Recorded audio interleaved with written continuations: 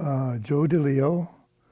I was born in Denver, March the 30th, 1923.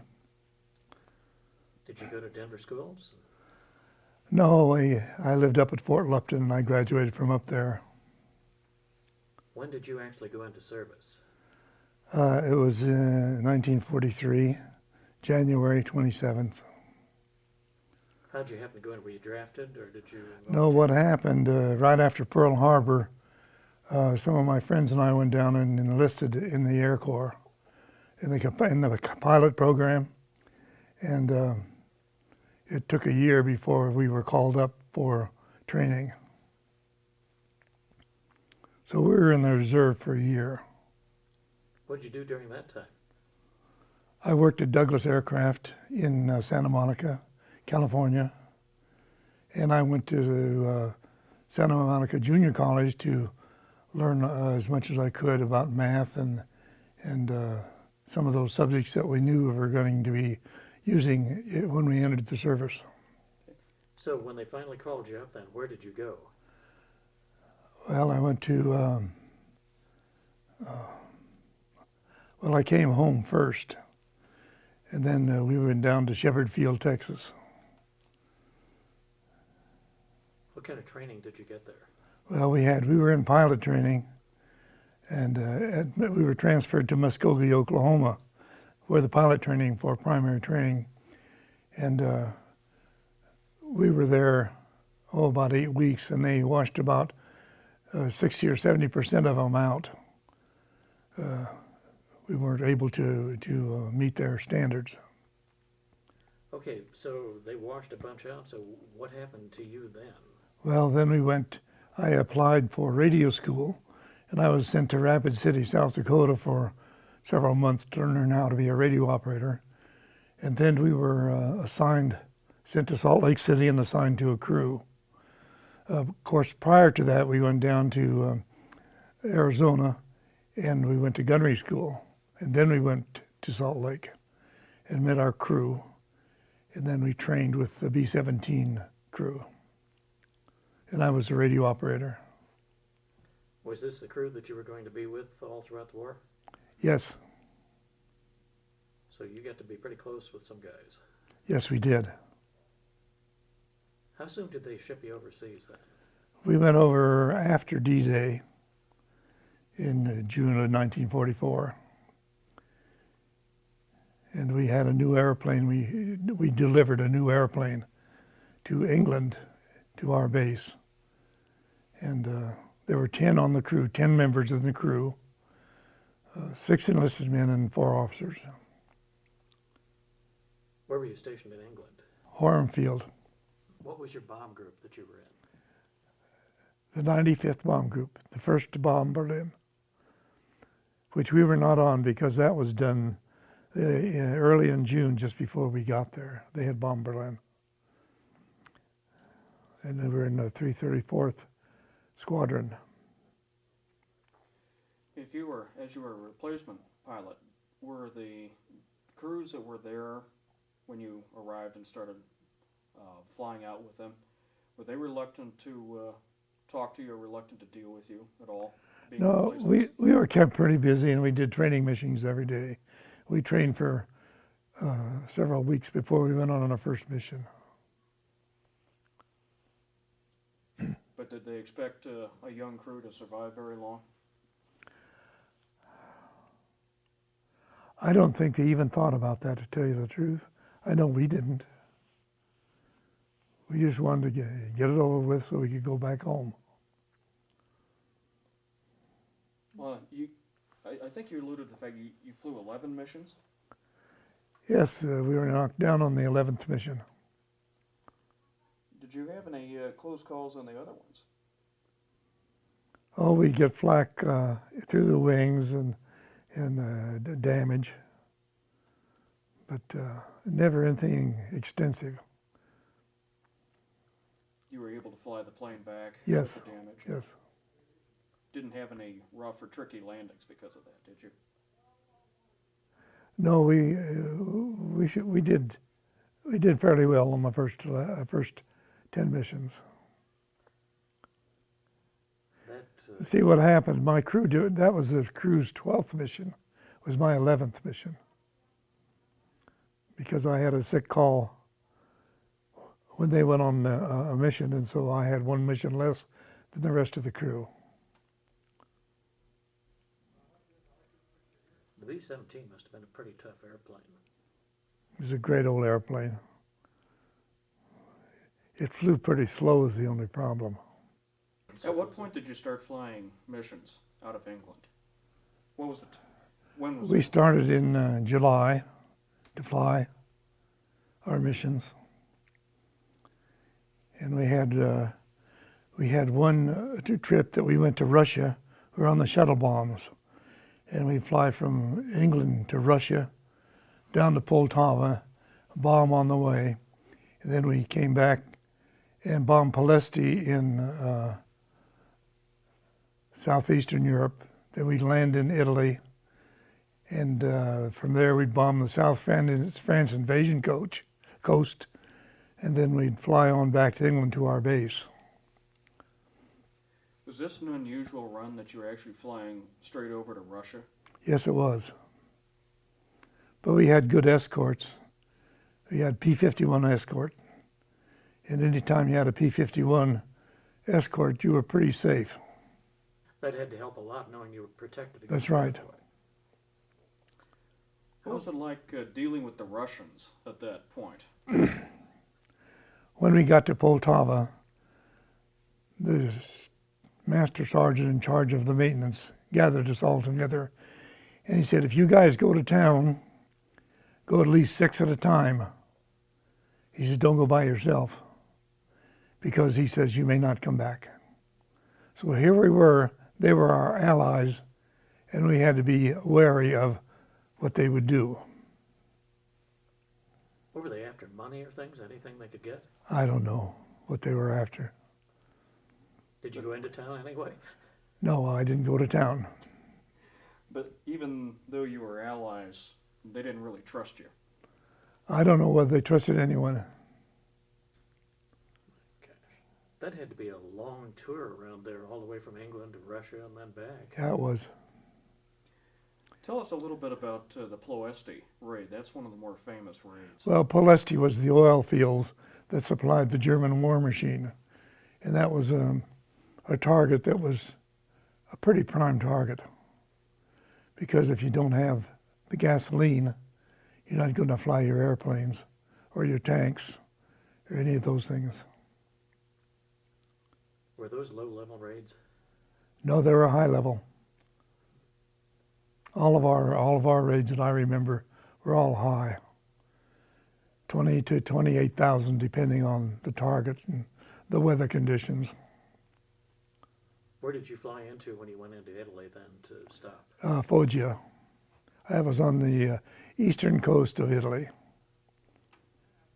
So then you could refuel and get back. Refuel, and there's an American air base there. We've talked to a couple of people that flew Ploesti raids, and one thing that came up is saying that the Germans would set fires and would try to distract you from where the actual target was. Did you run into anything like that? Of course, I wouldn't know much about that because I was radio, and that would be the navigator would be his responsibility. So I wouldn't be informed about that. Tell us a little bit about what your duties were as a radio man, and what kind of equipment did you have? Well, I had a key where we could send code, and we had a voice set. And my job was to monitor, particularly on the way home, monitor to hear if someone was in distress or if they're going to ditch their plane, to try to pinpoint their position so that there could be a rescue mission on their behalf. Did you have quite a few planes that got into trouble on the way back that were really shot up? Not too many on that particular mission, but on some missions we lose 20 and 30 planes. Tell us about some of these other missions then. After you flew, how many times did you fly this Russian route and then back over? We flew that once. One mission, and it took about a period of 2 weeks, because you'd fly over and then you'd stay. And I remember we stayed in Italy for a week. So 10 days to 2 weeks was the span of time on those. Tell us a little bit about what the responsibility of the lead plane was when you were bombing. Well, the lead plane in a bomb squadron, usually the navigator and the bombardier worked together, and they would find the target, and they would be the ones who gave the signal to drop. So you were kind of the first one there when they started shooting that day. Well, we were the first in our squadron. There were other squadrons ahead of us. I can tell you about the last mission. That was Politz. And we had bombed Schweinfurt and some of those in that area. But the last mission was Politz. And Politz was up near the top of Germany, the north of Germany, north part. And that's where they had the rocket factories. They were making those V2s. And that was a prime target because they were bombarding England at that time with the V2s. And there wasn't any defense against those things. Were you able to do some damage to them there when you flew over and bombed them? We hope we did. We don't know because we got shot down that mission, the last mission. Why don't you tell us about that mission then? Well, we were almost to the target, and the pilot opened the bomb bay doors, getting ready to drop, and I didn't have my parachute on. We had a rule that you had to wear your parachute in case something happened. So I reached down and hooked it on one side, on the left side, because I had my armor plate on. And after I hooked it on, maybe about a minute later, we had 4 bursts of anti-aircraft fire in the fuselage, and the plane blew up. Well, what happened? We were getting ready to go on this mission, and for some reason that day, I was tensed. I had a different feeling. And so what I did, I went down and I got extra flak suits. And I lined my radio compartment with them, under the window and under the set, and laid all that stuff. And the guys were kidding me about, what are you doing? I said, well, I just want to be safe. So they laughed at me because I was being kind of stupid because I was hauling all these flak suits in to protect me. So I guess it worked. I don't know. Something must have saved you when that shell. How many shells hit the plane? Do you know? Well, the only ones that I saw were the 4 that burst inside the fuselage, from the wing section back to the tail. There were 1, 2, 3, 4. Were the crew members that survived were just kind of blown out of the plane like you? Yes. I don't think anybody bailed out.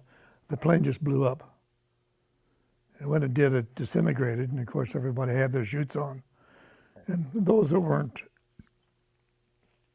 injured or were killed in the explosion were awake and could open their chutes. And when I woke up, I was in a free fall, and I knew that I had to get my parachute hooked on the other side, because if I didn't, there may be a malfunction in landing. So I ripped off my armor suit and hooked it on and pulled the ripcord. Nothing happened. So then I dug into the chute with my hands and shook it and shook it. Finally it went out. Pilot chute went out and the chute opened, and I was right over the aircraft battery. The shells were going by me, and I thought I might get hit in the rear with one of those. So I started slipping my chute. I had never slipped a chute, but I had heard about it. So I grabbed the shroud lines and started slipping it so I'd float away from the guns, and I did. And then I went in and I landed in an opening in the forest, and I grabbed my parachute, wadded it up, and ran for about 15 minutes to get away. And then I hid the parachute in the debris in the forest. That had to be a terrifying feeling when the plane blew up and all of a sudden you're just out in the air. Well, you figured it was the end of everything. that thought occurred to you. But you see what happened with me, I was knocked out and I didn't have those thoughts until after I got the thing open over the flak battery. You were a little busy. Right. You couldn't have been knocked out for too very long. Well, we were 28,000 feet, or 26,000, whatever it was. And when on the way down, after I opened my chute, I could see the two pilot chutes were different color. The co-pilot and the pilot had a different colored chute. So I saw the size of those, and we talked later, and they knew when they opened theirs. And when I opened we had figured I had probably fallen several thousand feet out cold, because it wasn't very long after I opened until I hit the ground.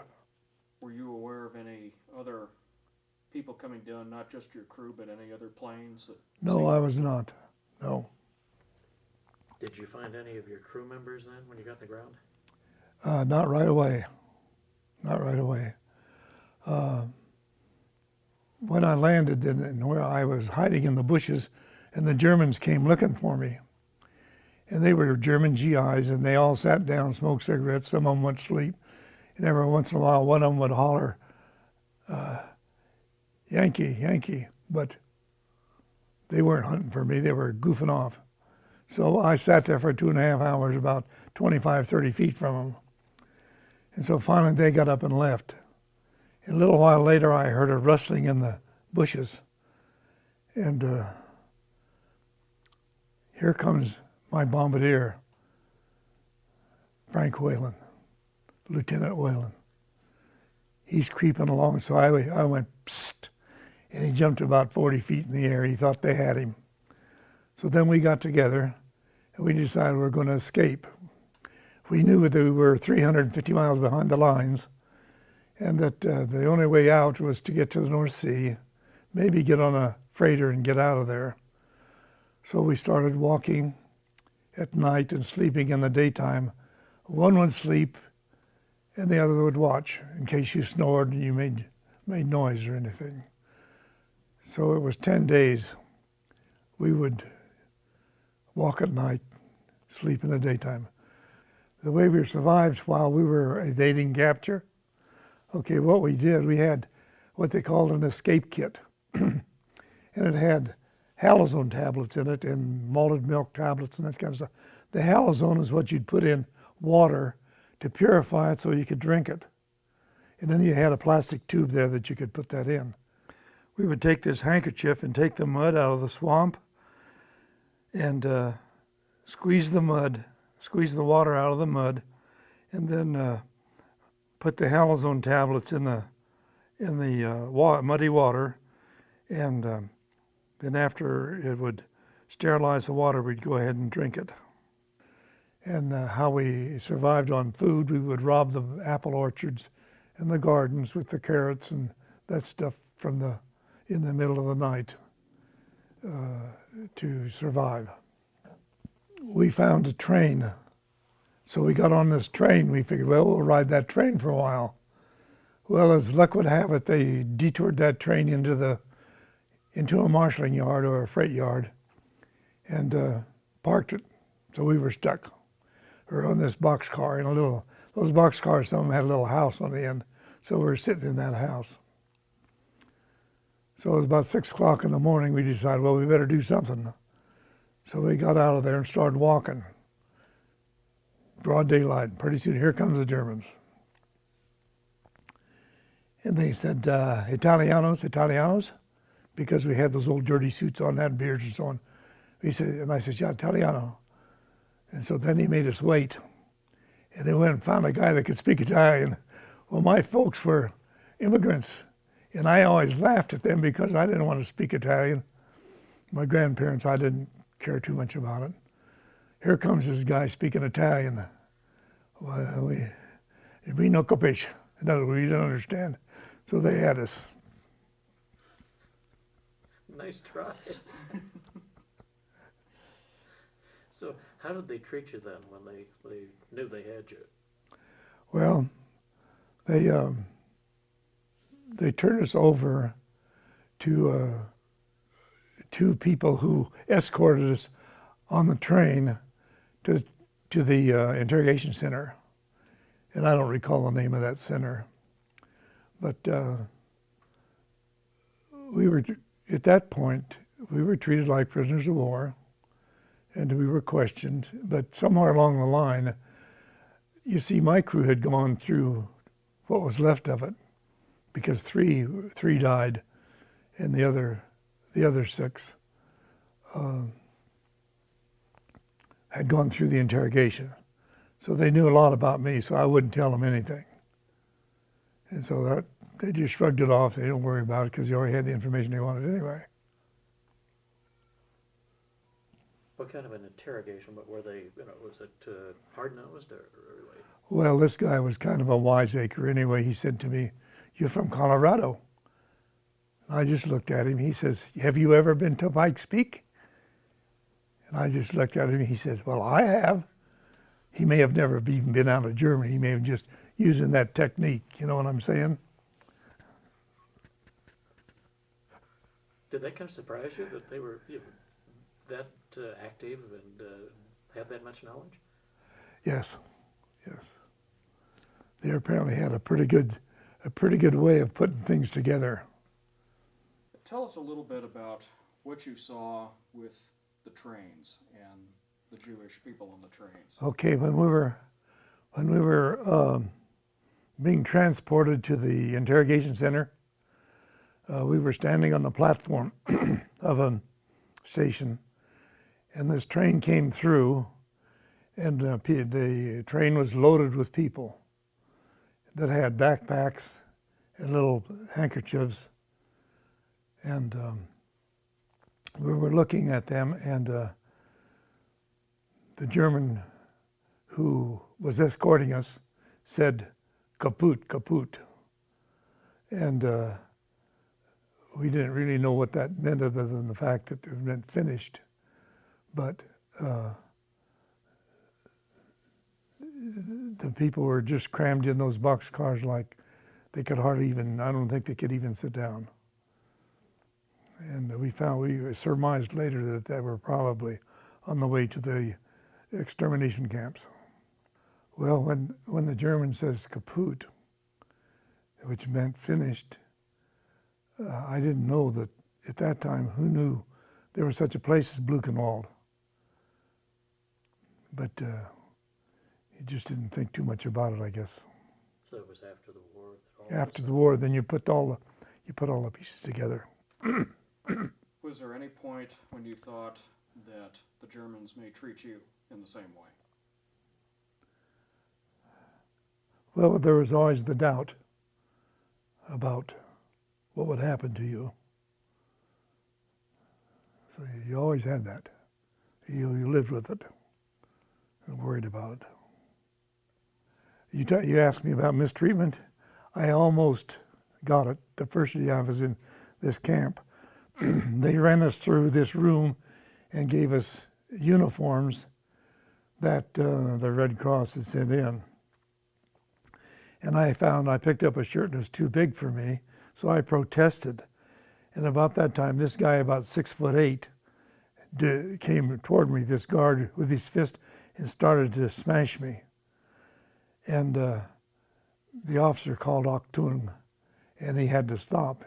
This guy's name was Big Stoop, and he is notorious in that camp for mistreating guys. And after the war, they found Big Stoop. Someone had cut his throat. How long did they keep you there, and when did they finally put That was a 4-day deal. And then they put us on a train, and we were taken to Stalag 4 at Grossy Tissue. That was up in northeastern Germany. That's where Camp Stalag 4 was. And they ended up with about 10,000 men in that compound. There were 4 compounds of about 2,500 men in each one. We were in tents first because they didn't have it finished. Then they finally finished the barracks and moved us in. We had 20 men in the barracks room, and we had, you slept on the floor, you had a bunk. They had a stove, a coal stove, and the barracks were all elevated above the ground so the dogs could run underneath in case you decided you're going to dig your way out or escape. You couldn't do it. Half a Red Cross parcel a week. And that had cigarettes and coffee and canned Spam and that kind of food. They gave us a half a ration. We would get coffee in the morning. You get potatoes and sauerkraut sometimes during the day, and that was supplemented by your Red Cross parcel. But you still lost weight. Can of Spam doesn't go that far. I still don't like Spam. It's been 60-some years ago. And these are the utensils that I had in the prison camp. And the amazing thing is that they let us each keep a knife. With our security in this country today, you don't carry knives on airplanes or any places like that. The fork is broken. I don't know what happened to that, but the knife still has the swastika up here on the handle. They made sure their trademark was on it, though. Did any of the prisoners try to make radios or have radios or anything? And if you were a radio man, did you get involved with that? We had a radio. It wasn't in our room, but we had a radio. It came in the Red Cross parcels. Inside the sports equipment, this part, that part, a crystal. It was a crystal set. We put it together, and once or twice a week we get a report on the war and the progress. So we were informed about what was going on.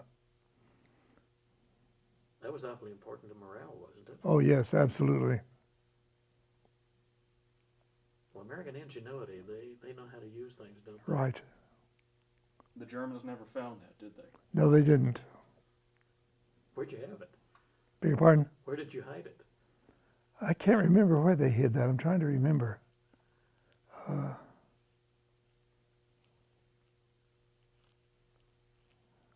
No, I can't remember where the guys who were in charge of, they were called the safety committee, the sanitary committee.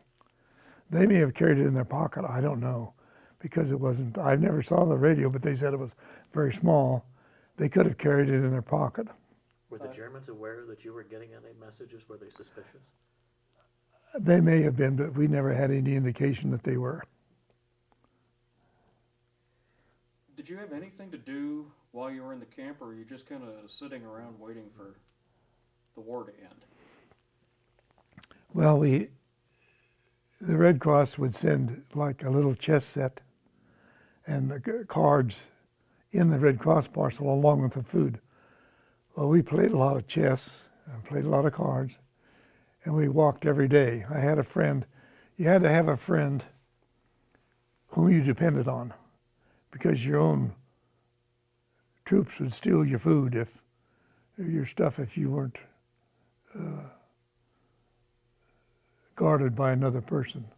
It wasn't a lot of that going on, but some of it was. And George Dumont was my friend from New York, and the reason I was with him because his name was D-E-M and mine was D-E-L, so we're in the same alphabet, part of the alphabet, and so we got to be friends, and we helped each other as we went through this thing. Did you stay close with him after the war? Yes, after the war, and he even came here to visit, and we corresponded a lot and talked on the phone. And we lost him 4 years ago. He came to visit us, maybe 15 years ago, and we talked. And without George, I wouldn't have made it. And I don't know whether he would have made it if it hadn't been for me, because we were together and we helped each other, and this is how it worked. There had to be a real sense of camaraderie, just even if you didn't know people in that camp. Right, They helped each other. right. Did you have a lot of different nationalities in the camp? No, that camp was all was All-American Airmen. Stalag 4 was. I think there were some British in there too, but I don't recall any other nationalities. What was your rank when you were in? I was tech sergeant. All enlisted men were in one camp and officers were in another camp. Right. When did you arrive at the camp? When was this? Let's see. September the 12th of 1944. So you were there for about 9 months. 8 months and a couple of days, because we went out on the march. We went on the 80 days march. The Germans took us out and marched us. We started on the 26th, the 6th of February, and we marched until April the 26th. And we marched almost 500 miles, and we had about. We slept in the woods, and we slept in barns, and whatever facilities they could find. There couldn't have been that much along the way, was there, as shelter? There were quite a few. We had quite a few barns that we slept in. Now, the weather was terrible. The weather was cold. It was wintertime. How did you fare with that? Did you have decent equipment to kind of keep you from really? Yeah, we had been warned they were going out, so we went up. We loaded up on Red Cross parcels and coats, and that kind of business, and clothing. So we weathered that pretty good. The worst part was the cold, and the fact that we didn't know from day to day what was going to happen. How did the guards and the Germans treat you on that march? Well, they treated us in my unit. See, that was called the Black Death March because some of the guys died. And the worst day that we had on the march, we're marching through this area, and we came into a section where the SS were on either side, troops, German troops, on either side of the road, about 10 feet apart, all with machine guns.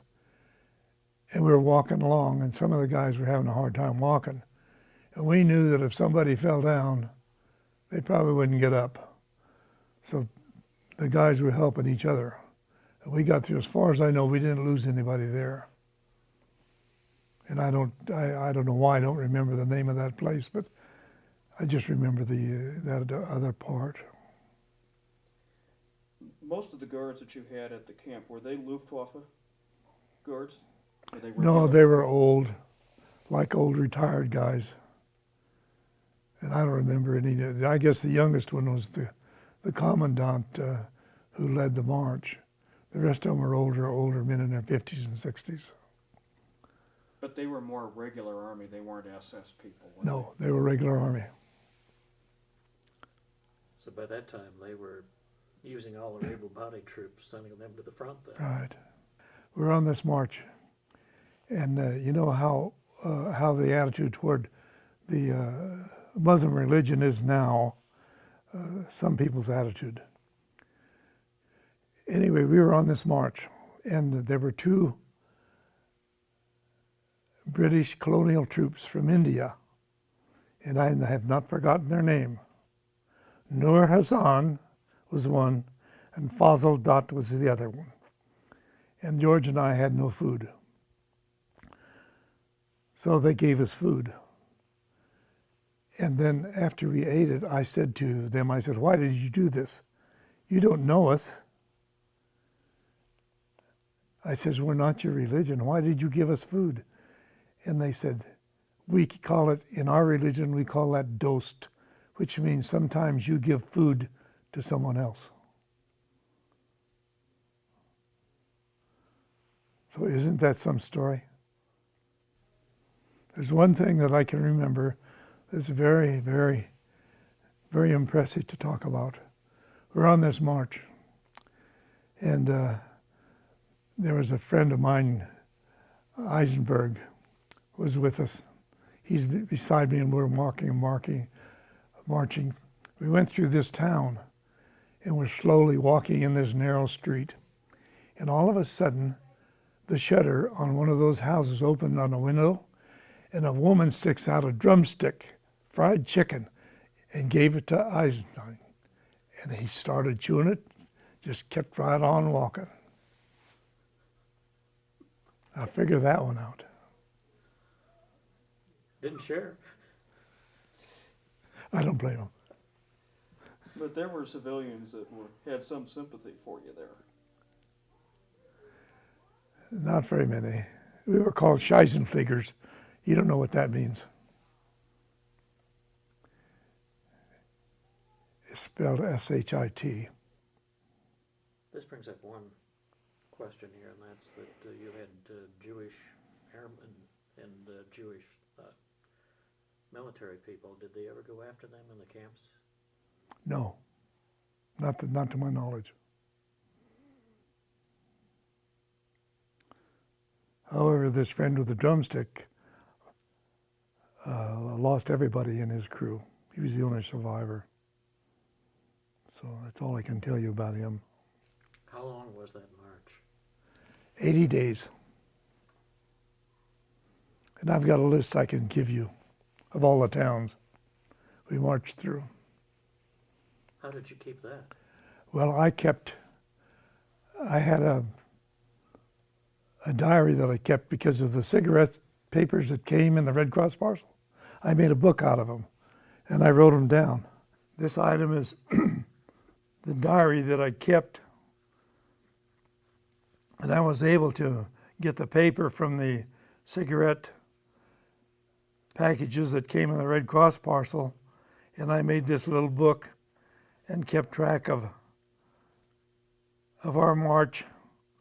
As you can see that the edges are worn from me being in my pocket. Part of it's worn away and gone. Some of the pages are full. I would write only what I thought was important because there wasn't enough time. Of course, we didn't know how much time we had. Were you on foot the whole time, or did you ever get onto a train at any point? We were on foot.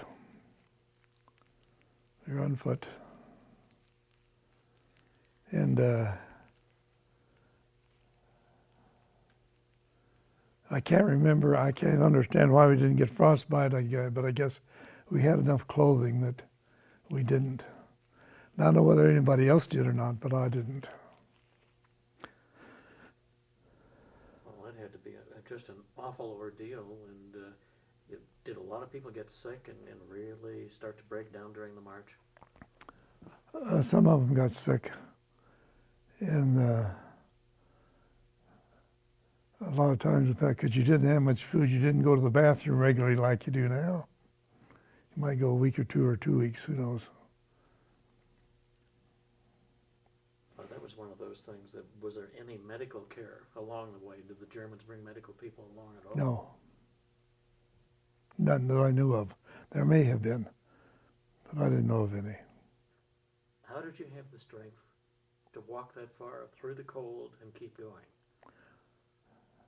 I did a lot of praying. And I thought about my family back here, and I was going to be home. I was going to be home. I was going to see them again. And see, my weight at that time was about 160, a little bit less than it is now. Well, you had to keep going, and you hated the Germans, and you're going to show them. Something takes over, doesn't it? That's right. Faith and hate. I shouldn't say that, but that's what it seems like. What was the attitude of the German guards and the soldiers that you encountered at that point? Since obviously they were moving you because the Russians were getting closer. The Russians were coming. Did they have a sense that the war was about over? And what was their feeling at that point? They may have, because I didn't see anyone mistreated. No hitting with gun butts or any of that kind of stuff. So I suspect that they knew that things were not too far away. Were you beginning to worry because they were marching you west back into Germany or further into Germany, weren't they? No, we were anxious to get away from the Russians as they were. You had a little experience with them. Right. As you got deeper into Germany, did you ever see any signs that the Americans were getting close? No, the only thing we noticed from the Americans were the flights, the bombing flights. So you could tell that they were coming over and doing some damage then. And we were marching, and we marched into this area, and we knew that the rumor was that we were going to be liberated. So several of us got on a bus, commandeered a bus, and drove ahead of our crew, and we got there first. And we got to the American lines. The nurses were there, and I'd never seen a nurse cry before. But I weighed about 100 pounds. 105 pounds, I think, is what I weighed when I got. Well, we went through the delousing and all that kind of business, and they gave us food, and then we held us until we were ready to go back to England. Well, after we were liberated, George and I didn't have anything to do, and we heard that there was a warehouse with wine in it. So we decided we're going to go get some. And we had come to find out this is Hermann Göring's warehouse. It had cigarettes and chocolate and wine and candy, anything you wanted. So we went in and we filled our pockets with bottles of wine and cigarettes and chocolate. And this is a chocolate bar we got out of Hermann Göring's warehouse in April of 1945. And we still have it after all these years. It's as hard as a rock. I don't know if it's even edible. Yes, we ate quite a bit of this when we found the cache. That had to be quite a treat after POW rations. Oh boy, chocolate's marvelous. Still is today. And this is a pack of cigarettes out of that Göring warehouse. And it's a full pack. We haven't smoked any of them. Look like they're hand rolled. I've got the chocolate and I've still got the cigarettes, but the wine is gone.